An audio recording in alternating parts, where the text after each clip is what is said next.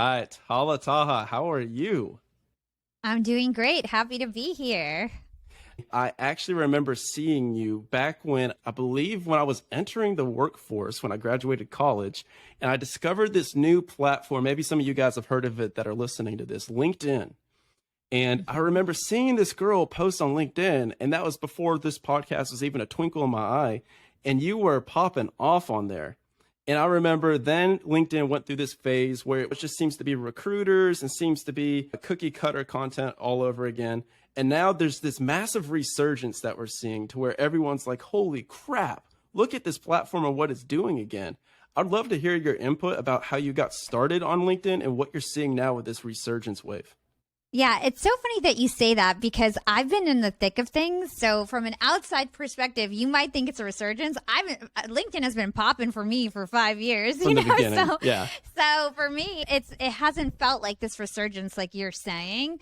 For me, LinkedIn for the past, I would say 6-7 years has been a place where a lot of people go, professional people go to post content about their life, about their business, and it's not just about HR and recruitment anymore. And so LinkedIn to me has been one of the biggest game changers. I've been able to make millions of dollars literally off the LinkedIn platform for my business, from my podcast. And LinkedIn to me was the thing that really started it all. So when I decided 5 years ago to launch my podcast, less than 5 years ago, like 4.5 years ago, I at the same time decided to start my LinkedIn personal journey. The first day I posted on LinkedIn and really gave effort and became consistent then on was the first episode of my podcast. It coincided. I was going to use LinkedIn as a way to reach the professional audience. And I was really smart about it because I literally abandoned every other social media platform. I didn't post on Instagram. I didn't post on Twitter. I only posted Wow. on LinkedIn, and I took it really seriously. And I pruned my community, and I was super active on the platform, engaging with everyone. And I remember I started my podcast as a side hustle, and I worked at Disney streaming services in marketing. And I remember my only job on the train was to post on LinkedIn every single day, no matter what. And I would prepare whatever assets I needed the night before. And my only job was to write that post on LinkedIn every day. And that was my habit. And then on the way home, I would do all of my community engagement. So I would respond to all the comments. I would respond to all my DMs. And literally within a year, I got to 60,000 followers, which at the time, this was 4 years ago, made me one of the biggest influencers on the platform that wasn't like an HR person. And so I just became this personality on LinkedIn. And then I leveraged that to grow my podcast. That is huge. And you actually said a point there that I want to bring out that is contrary to popular belief. And it's something that I struggle with myself, to where a lot of people that listen into this show are seasoned entrepreneurs. They really know their stuff. Like, they are killers.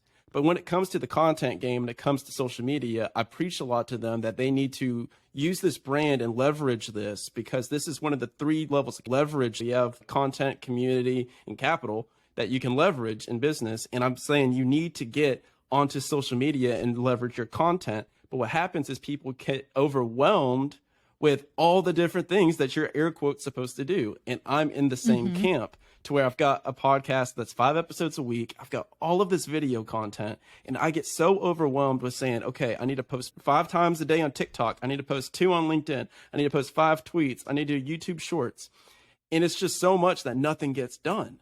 So you started with one singular platform and went all in on that. That what you would recommend Yes. for growing a media empire all over again? Oh, yeah, 100%. But first, you need to figure out where your target audience is hanging out. And so I wanted to, first of all, stand out on a social media platform. Second of all, reach the people that would be interested in my content. And so LinkedIn was perfect because there was podcasters out there, but they weren't focused on LinkedIn. I quickly became the #1 podcaster on LinkedIn, and that gave me so much leverage to get sponsorships, to do trades, cross promos. If I had focused on Instagram, I might have been the same size, but I could never say I'm the #1 podcaster on Instagram. And by the way, there's a lot of podcasters, so I couldn't break the noise. I stood out on LinkedIn because I was talking about a topic that nobody else was talking about. So when you're thinking about what platform that you want to be on, you want to think, where's their organic reach? First of all, that's very important. So that's LinkedIn, that's TikTok, right? YouTube Instagram, even podcasting, no organic reach. So where is there organic reach? That means it's going to be easier to go viral, to build a community. Where are your competitors not focusing? You also may want to think, where are your competitors doing? This is all, it's not black and white, right? So you want to see, where are your competitors not focusing, where there's sort of an area for you to break in, or where are your competitors doing really well, but you feel like there's still more pie in the sky for everyone, right? And then where do you stand out in terms of the topics, right? So if you're on TikTok, for example, a lot of like painters started doing really well, where originally it was people who were dancing, but then they started doing other things that were visually pleasing, and people started going viral for their paintings and their artworks on TikTok.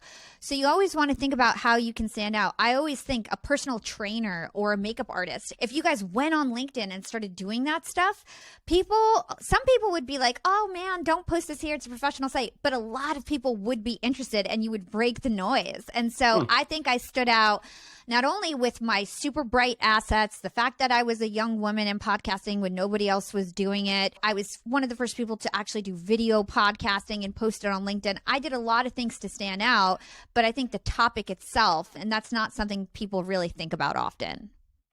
I love that. And it's just so cool to be able to watch you have absolute mastery at one thing. It's something my grandfather actually used to say to me. He was like, you don't want to half-ass 5 things. He's a whole-ass one thing. Yeah, I love that.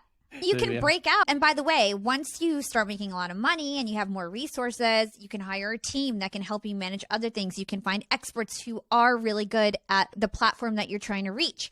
And the other thing that I want to add, just from what you said before that I didn't get to touch on, was the importance of content marketing. A lot of entrepreneurs, they don't realize that if they don't have something that organically sells, organic demand, and they don't have a lead that is content marketing that is pulling people in, the other alternative is push marketing. It's paid ads. And a lot of entrepreneurs mess up because they have a product that doesn't really sell naturally or organically.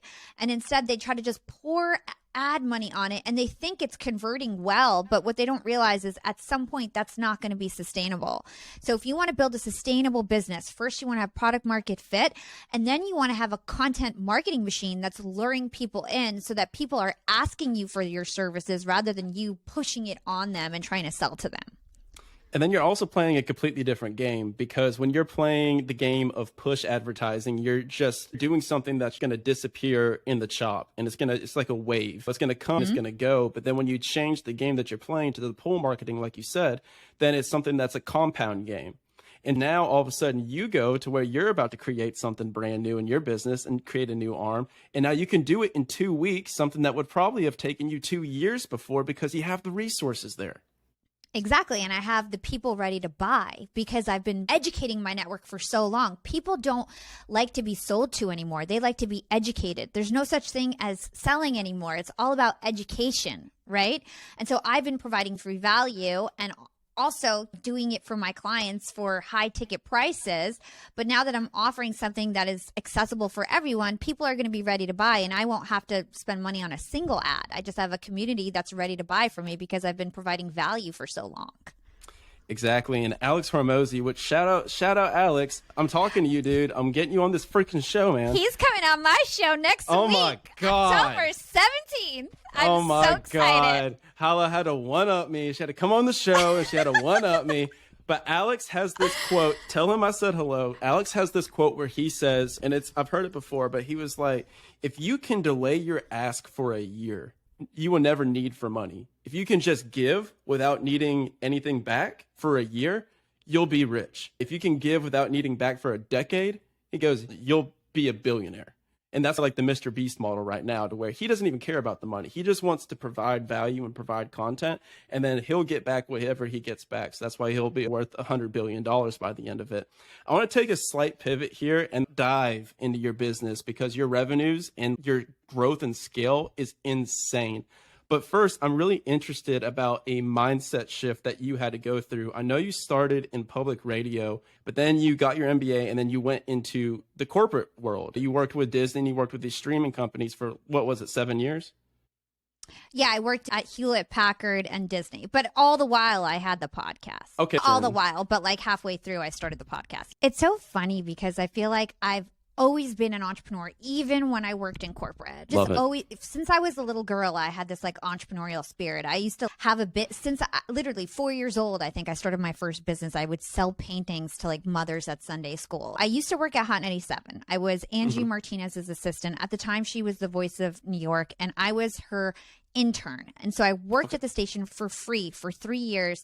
And on the side, I had lots of different online radio shows throughout my 20s. So I had maybe 5 or 6 online radio shows, and I would interview rappers. It was all about music. I used to date Chris Brown. Like, Chris Brown was my boyfriend when I was 25. So I worked at the station, and I had all these online radio shows on the side. I loved radio, but there was no money in radio. Had I stayed there, I would have gotten a $30,000 job a year, and that was like my trajectory. So I ended up getting fired from Hot 97 because I asked for a paying job, and then I was like on revenge mode, and I decided to start something called the Sorority of Hip Hop. I ended up going back to college, finishing college, and launching this website. Within 3 months, we were one of the most popular entertainment sites in the world. And then all the DJs, where my job used to be to get them coffee, to do their work for them, all of a sudden these same DJs called me up and wanted me to host all their parties, and we were like the hottest thing in the city. Great LinkedIn content, right? I totally switched my whole thing. Like, my whole brand switched. But anyway, I had to take a break because otherwise I wouldn't have been able to do what I'm doing now. So MTV rejected us. I got rejected from Hot 97, rejected from radio. Then I got rejected from TV. So this is 6 years into the entertainment industry of me basically working for free and working marketing jobs and things on the side to like keep everything afloat. And I'm going to go back to school, get my MBA, got an internship at Hewlett Packard because I was getting my MBA. And then I get to my internship at $70K a year. And at the time, this was so much money for me, right? I was like, first stable job. I got to take this seriously. I graduated #1 in my class while I was working the whole time at Hewlett Packard. I'm an entrepreneur. I get into Hewlett Packard, and I'm like light years ahead of everyone tech-wise, because I was this girl that like I used to blog at Honey 7. I had a huge Twitter following. I hacked Twitter to blow up my website. I knew everything about SEO, graphic design, all this stuff I knew how to do already. I self-taught it, and I used to teach all these girls, so I was really good because not only did I know it, but I was like teaching it to everyone, so I was really good. So I get into Hewlett Packard, and I'm totally an entrepreneur within the company. I had 5 promotions in a row. I was leading huge global teams. I had every job in the marketing department possible. I was president of the Young Employee Network, representing 7,000 employees across the world and interviewing the CEO and the CMO and doing the same stuff I was doing, but figured out how to do it at Hewlett Packard. Then I got bored 4 years in. And I was just thinking, this is not enough. Like, I want to be a voice for my generation. I want to get back to my passions. And I decided I was going to start Young and Profiting Podcast as a hobby. I wanted to just give away my knowledge to the world. And I thought, hey, I have all the experience. I know how to do radio, social media. I think I could do this. And 2 years later, it really took off. But the really cool thing is that as soon as I put out an episode, people are usually really embarrassed by their episode 1 and 2 and 3 and 4. Mine were like masterpieces, and people got obsessed, totally obsessed. And people would reach out to me on LinkedIn, and they'd be like, hey, I listen to your podcast. I can't get enough of it. How can I help you? I want to be part of this movement. And so by episode 2, I had my first volunteer, who's now my business partner, Timothy Tan, who's literally a millionaire, smart kid, was super young when he started with me. By episode 8, I had 10 volunteers in a Slack channel. And one guy would be working on my website, one guy working on my videos, one guy working on my graphics. And I would work my day job and then work with my team at night and on the weekends. And it really helped us level up. I don't think many podcasters can say they had a team of 10 like 2 months into it. And by the way, I started out saying I have to do this by myself. So a lot to unpack there. Yeah. So let's start with, I am a podcaster that does it by myself, and I've gone through multiple different assistants, and it just never works because the vision doesn't match up. So I'm curious about how you built this into a movement and such a community to where these people were just like, hey, I'll work for you for free. Because for me, I was just like, I did the same thing as like a hobby. I was just like, oh my God, like I've got this huge network. I was like, I've got all these people that I know, and I talked to them. And so how did you go about making this bigger than being a podcast, bigger than being a media company? You made it a movement. How do you think you captured lightning in a bottle like that? I think it was because my intentions were genuine. So I wasn't making any money, and my goal wasn't to make money at the time. I just wanted to make the podcast as big as possible and to provide so much value.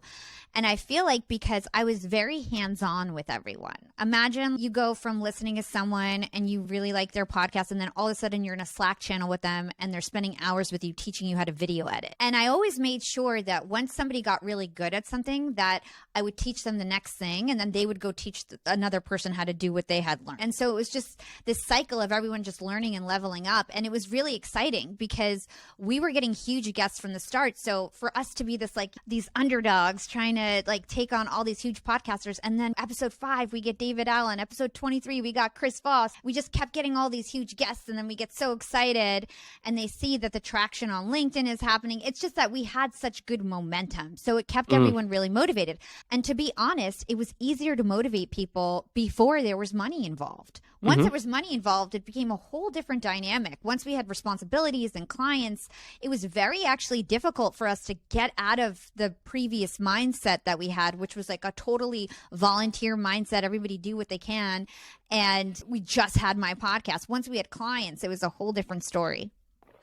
Yeah, now all of a sudden there's other mouths to feed here, and you gotta actually run an organization. Exactly. Talk us through the growth from there to all of a sudden you said you are popping up to $100,000 months. What was the time frame there? It all happened so quickly. So we built the podcast and the LinkedIn at the same time. 2 years into it is when things really started to pop off. What happened is that I started getting creative in the way that I approached marketing. And I think I always say this, I am a really good podcaster, but I'm an even better marketer. And so one of the reasons why I think my show has grown faster than other people is because I focused a lot on the marketing, not only the content and the production, right? And so year 2, that's when everything really started to accelerate. I thought about what can we do to actually be number one when everybody on Apple who's dominating Apple right now started their podcast 5 years before I did. So all the people who are big on Apple are Jordan Harbinger, Lewis House, JLD. They started 14 years ago. And so I felt like it was impossible to compete with them. And I was thinking, how can I achieve my goal of becoming a huge podcaster and eventually getting sponsorships and just dominating this field without necessarily worrying about Apple? Because that's where it was most difficult to compete. And I thought, where can I get ahead? So I started reaching out to every single podcast brand that I knew of and most of these softwares that I use. So I reached out to Riverside.fm, and I reached out to Descript, and I reached out to Good Pods, and I reached out to Castbox and Podcast Republic and all these different brands. And I said, hey, I would love to promote you on LinkedIn. I'm the biggest podcaster on LinkedIn, again, using it for leverage. And in exchange, feature me on your blog, feature me on your website, feature me in your email, feature me on your app. And everybody said yes.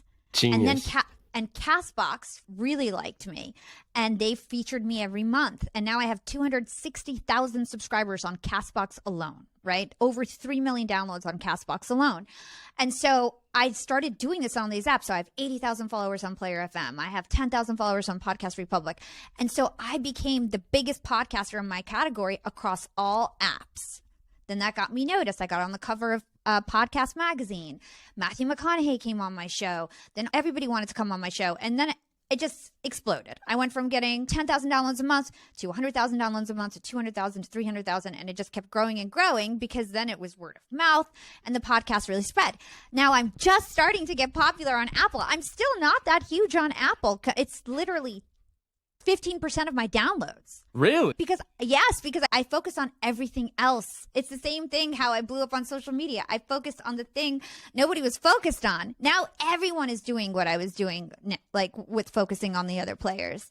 And I became one of the biggest experts in the industry on media buying, and I learned how to sell it. That's a whole different story, but it's another one of the things that I do is media buying for podcasters, because I got all these relationships, and then I learned that the things I was getting for free, people pay for.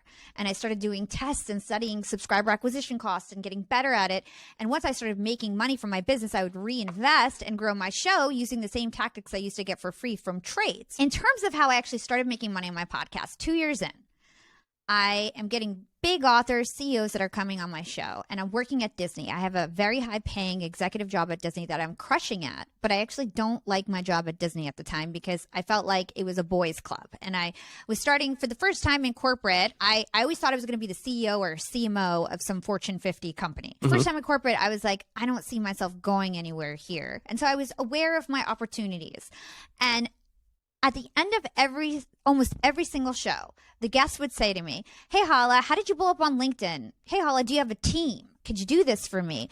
Hey, Hala, could you help me grow my podcast?" And I'd always be like, "No, I'm so sorry. I have a job at Disney. I have a volunteer team. They don't get paid. We have too much on our plate." And I would always say no until one time, Heather Monahan, she's another huge influencer on LinkedIn. She had like maybe 80,000 followers at the time. She came on my podcast. She asked me that question. I blew her off.